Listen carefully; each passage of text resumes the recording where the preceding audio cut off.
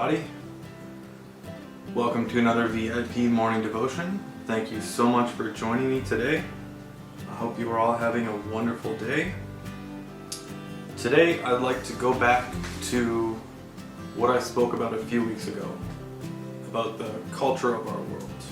And I'll be using those same two verses.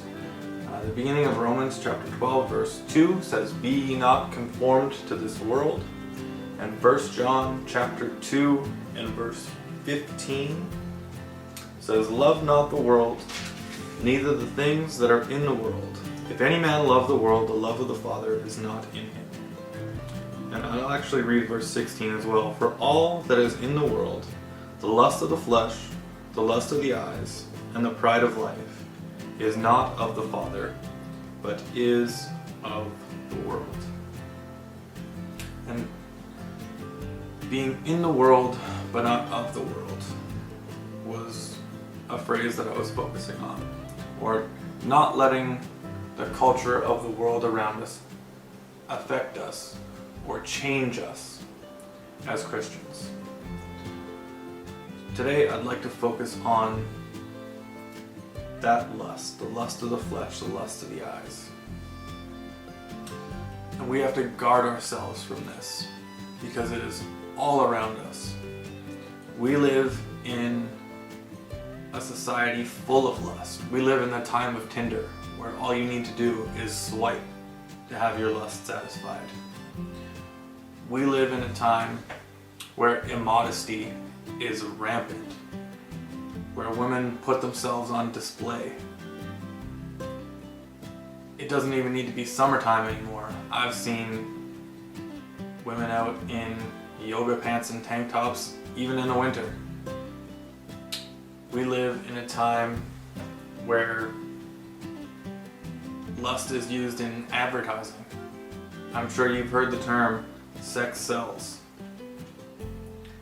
There can be a product that has absolutely nothing to do with it, and you will see a billboard with revealing imagery on it, with women that are dressed scantily.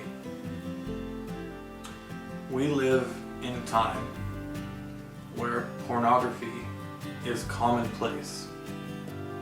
It used to be, to see those kinds of things, you would have to go to the seedy part of town. You'd have to go to that seedy corner store where you could get a magazine, or to the dingy movie house. But it is so easy to access and so commonplace that when I was in high school, there was not one person that I knew that did not watch. But Psalms 101 verse 3 says, "I will set no wicked thing before mine eyes." We as Christians have to be extremely careful what we put before our eyes. We have to be extremely careful what goes before our children's eyes. As I said, when I was in high school, there was nobody that I knew that didn't watch. And I'm assuming that is still the case. The kids that are in school around your children could be a bad influence. They could introduce them to things that you would never think that they would be introduced to. So, fathers, mothers, be mindful of what goes before your children's eyes. We live in a time where adultery and fornication are rampant. We live in a time where open marriages are a thing. We live in a time where divorce is commonplace. I know some people that even think divorce is an inevitable outcome of marriage. But that is not true for us as Christians. Mark 10 verses 7 through 9 says, "For this cause shall a man leave his father and his mother, and cleave to his wife. And they twain shall be one flesh, so that they are no more twain, but one. What therefore God hath joined together, let not man put asunder." Marriage was not a concept of man. Marriage was a concept of God, and it was never intended to be broken. We live in a time where abuse, spousal abuse, is extremely common. Ephesians 5:25 says, "Husbands, love your wives, even as Christ also loved the church and gave himself for it." Husbands, love your wives. Christ so loved the church that he was willing to give everything that he had for us.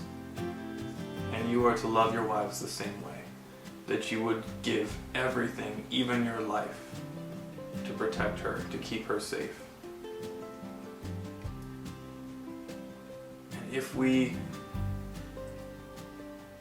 can do these things, if we can watch what we set before us, if we can keep our relationships godly, if we show that proper respect towards our wives, the rest of these things will just fall in line. So I encourage you today,